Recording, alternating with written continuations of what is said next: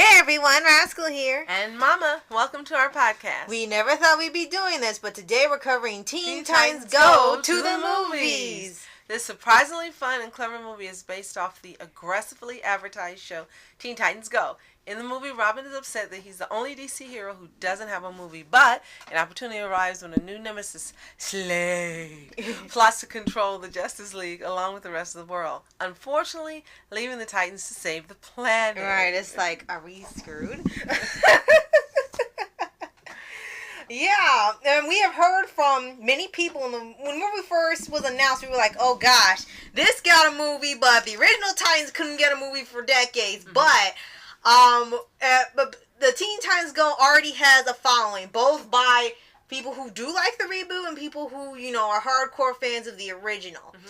And you already know our opinion on Teen Titans Go. We really personally care for the original more. Mm-hmm. And this one has some good things about it, just that we care for the original way more. But I must say that I didn't expect to like this movie. I was very, very pleased that I enjoyed it, found it entertaining, and there were some really good moments in it that definitely remind you of the original Titans. Exactly. When they were kicking butt, and there, the humor with Slade was probably much better than actually having Ron Perlman doing the original Slade. I don't think that would have worked for the movie. Right, because of how Ron Perlman acted in his original role. And like, can you imagine him going goofy like this? I mean, he's done a little goofy, but I don't think he'll pull it off. Him doing the straight Slade. Yes. To this one, it wouldn't have worked. Right. So Will Arnett was the better choice. Right. Will Arnett voiced Slade.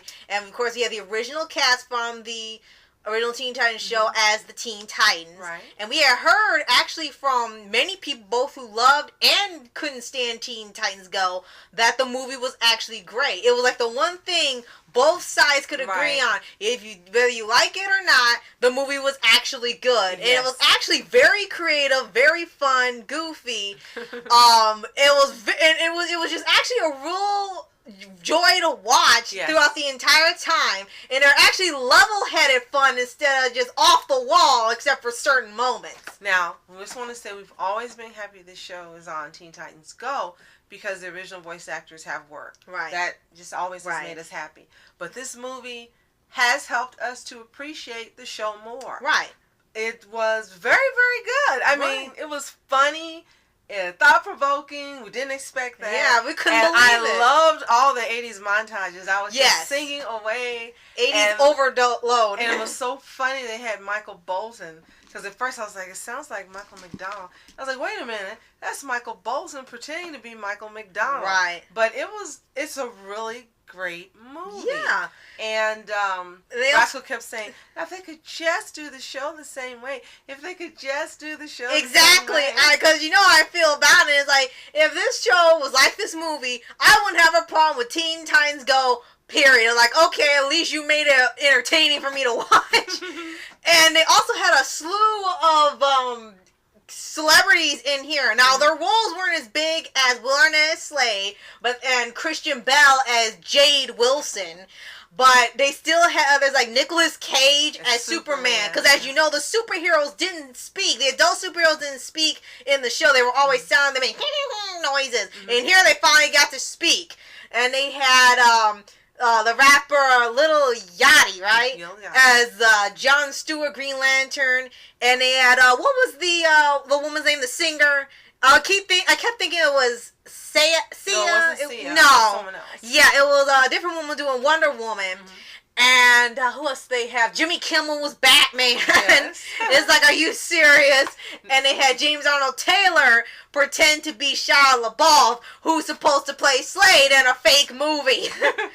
Now, what was really great was how they had so many DC superheroes, past and present, in the movie. Right. And the big joke was what was the name of the group from the 60s? Yeah, it was Challengers of the Unknown. And now they will still remain unknown. But it was great just looking in that audience and seeing, oh, this is here and so, there's so and so. Right. We know him, we know that. They got the whole DC universe in here.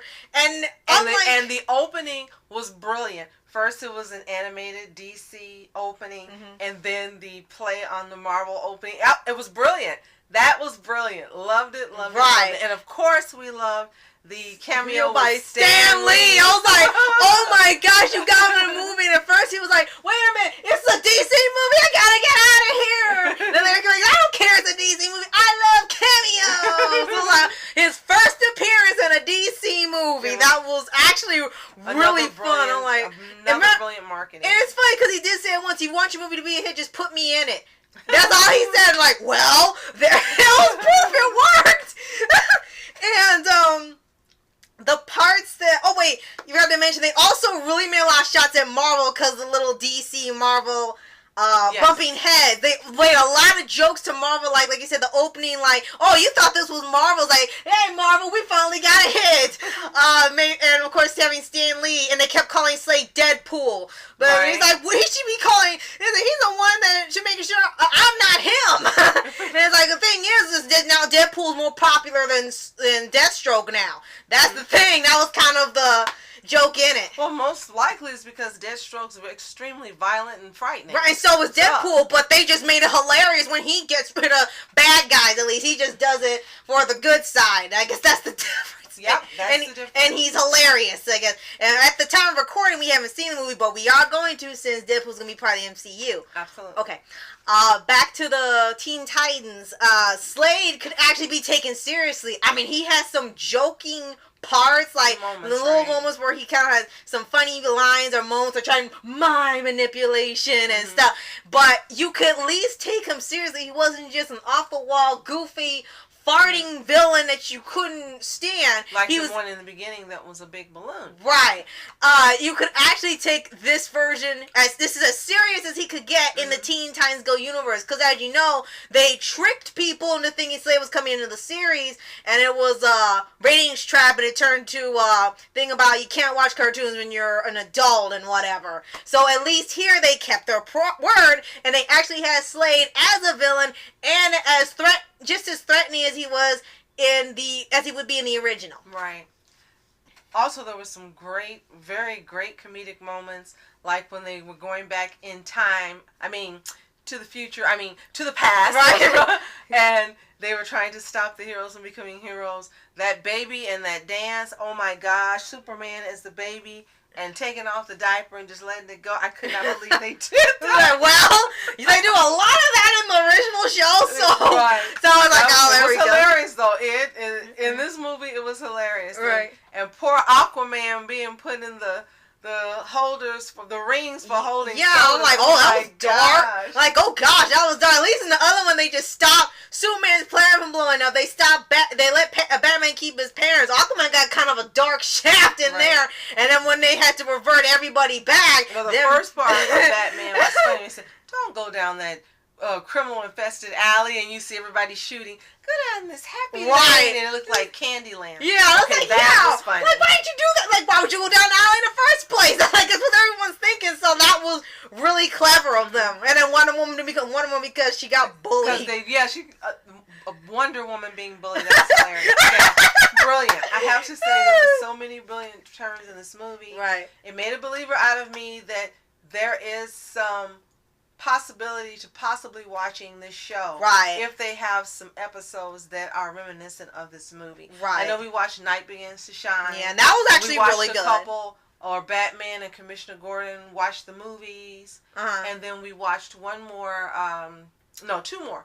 One where it was the girls were in charge. Yeah, it was a girls night where it was Raven, Starfire, and all the heroes, the female superhero and villains had to save Robin, Cyborg, and Beast Boy because they got kidnapped on a guys' night. So it was a girls' night for the female cast of Teen Titans Go. And we also watched the one with something about Friendship Day, that weird title. Yeah, it was Beast Boy, Cyborg, Friendship, Birthday. I was like, gosh, watched that. How long is this title? So there have been some that we've watched, and maybe there'll be more we'll watch after this. But I have to say, I was eating crow. I love this movie. Right. It was hilarious. It was fun. And I really, really, most of all, loved them kicking butt like the original Teen Titans. Right, and you could take that part seriously. And the whole thing was, yeah, we know we're jokes, but that's just how we fight crime. And it wasn't how the show originally did it, but it was a much better way of presenting that message of how this show worked. It's like, okay, I can deal with that. You're silly, but you're fighting crime anyway. Right. And another thing I want to point about the movie, it kind of tackled how superhero movies are everywhere. Everybody gets a movie. And the whole joke is everybody but Teen Titans or Robin got a movie. He said, you get a movie. You all get movies. And it was all obscure people, like you said, like Detective Chimp, the Green Spectre, Challenge of the Unknown, all these unknown DC heroes were getting movies of their own. And then they had this one part where they had the previews, and Alfred got a movie. Yes. The Batmobile got a movie. And the puns were hilarious. And Batman's utility belt. And Batman's utility belt got a movie. Everybody but Robin. You can put things in it. Yeah, I was like, that's how you gonna make 90 minutes out of a belt? And I love the nod to Adam West. And I don't know who the other nod was to. On the marquee, they had the Grey Ghost and they had the Mark of Zorro. But they had the nod to Adam West. And I'm not sure whom the nod was to in Mark of Zorro. Because I'm not familiar with that at all. I've seen the movie with Catherine Zeta-Jones and Puss in Boots. Yeah. And that's the only Zorro I've ever seen. Yeah, I'm not sure about either. But if you guys happen to know or get the reference, you can let us know. Because we really weren't familiar with that one. Right. And another thing is they have, a lot of people actually know about this already. When before the movie came out, Tara Strong, some of the people who worked on the show, said if this movie does really well, they might bring back the original Teen Titans for season 6. And that was always usually a punchline joke for original fans, like, oh, you're waiting for season 6, and they were kind of like saying na boo boo to the fans, like, hi, you're not getting season 6. But this time, it might not be season 6, but the movie did do well. They did their own little post-credit scene, like Marvel, and they showed a transmission from the original Titans saying they found a way back. Yes. And then there's this teaser that surfaces online with the original Teen Titans and Teen Titans Go theme meshing together, and it's going to be for another movie that might be theatrical called Teen Titans Go versus Teen Titans. So there's going to be like an alternate universe where the original Titans are still going and they're going to meet each other. Well, I'm much more hopeful about that movie now after seeing Teen Titans Go. Right, because they actually pull it off very, very well. Definitely. So, we know you've already seen this movie. Tell us what you loved about it most. Tell us, are you anticipating this, hopefully, sequel with the new ones and the old ones? And if you've loved the original Teen Titans series and you haven't listened to our podcast on them, they'll be available for you to click right after this podcast. You just click in the upper right corner. Yes. So, yeah, like I said, this movie was incredibly just surprising, especially for DC, because we know everyone's got their opinions about DC Universe, live action or animated. And it's good to see, DC still has it in their own way of making certain movies, and they can still make some great movies with great actors, story, writing, visual effects, everything. And we hope to see more movies like this, even if they're animated or they're just live action, that just take you by surprise and make you really love the DC Universe even more, just as much as you love the Marvel Cinematic Universe. Absolutely. So, thank you so much for watching. I'm Asco Entertainment. And I'm Mom Entertainment. Have a toontastic day. Peace. Teen Titans Go! And reporters sitting, flashing lights, trying to walk around, man, who the hell are you? What you wanna do? My man, it's on you. Man, it's on you. With her in my dreams, she was my queen. A castle in the mountaintops, rivers and streams. Plucking sunlight from the sky in my pocket. Give it to you later on in the form of a locket.